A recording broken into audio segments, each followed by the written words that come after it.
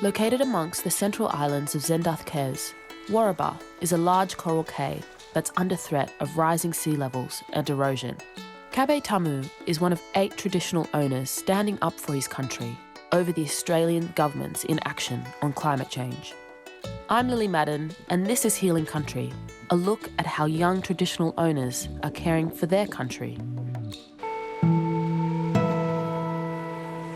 Right here, we used to have picnic tables probably about 10, 20 meters out. But now, the shoreline is just right here, the coastline. Yeah, so all the way out. That would have been about like... couple. Now, nel Kabay Tamu, ngai Kulkalgal, in the Warraber Ngapa. My name is Kabay Tamu. I'm a Kulkalgal man from the central islands of the Torres Strait, from Waraba Island. Warraber is a sandy island with low elevation. How does Warraber compare to other islands throughout the Torres Strait? Waraba is one of the biggest coral cay islands in the Torres Strait. And how have the natural resources of this island been maintained for so long? I think we are really blessed by cultural practices that have been passed down from generations to generations, and that's the only reason why we've maintained our natural resources for so long. Who better witness, who better scientist than the traditional owners who've been on this country and caring for it for so long? We've come a long way with working together with Western scientists and elders on ground. Like, they tell you things that scientists wouldn't even know about. And then when they find out these things, they're amazed by, man, how do you know these things? But we've been studying our reefs and our islands for thousands of years. It's been passed down, We've collected more data than anyone else. Yeah. So what are some of the environmental effects that are threatening this low-lying island, Kabay? Oh, I think the major one is coastal erosion. Their roots and the water's just coming up so high now, right? Yeah, the water just goes all the way through.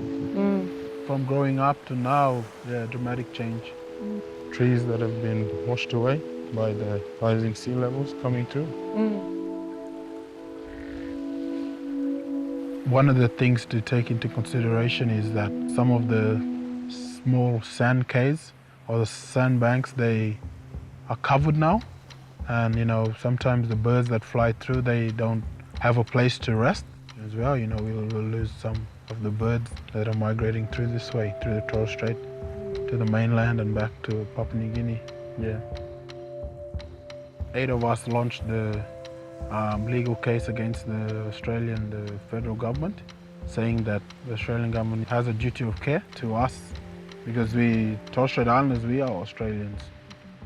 The impacts of climate change is violating our human rights. If we do something about it now, we have a chance to save our islands. We can continue to live.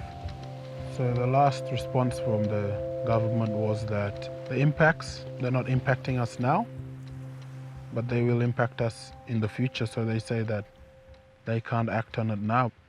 Also, another thing they said was that climate change, it's a global thing. It doesn't take only them, but everyone all over the world has to change. But what we're trying to say is, if we take a stand and make a move, you can affect change in a global way. Other countries will follow. What are your hopes for the young people on Warraber and the Torres Strait in this continuous fight of action?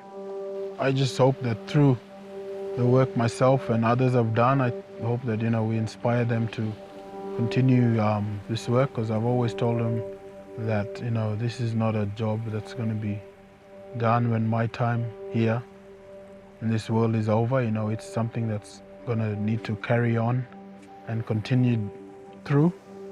And I'm hopeful, and I think that our young people are going to be very resilient, like myself and others in my generation and generations before us. It's the only reason why we're here today, because we are resilient people and we've survived for so long. So I think for the future generation, I think they will have that in them. Yeah.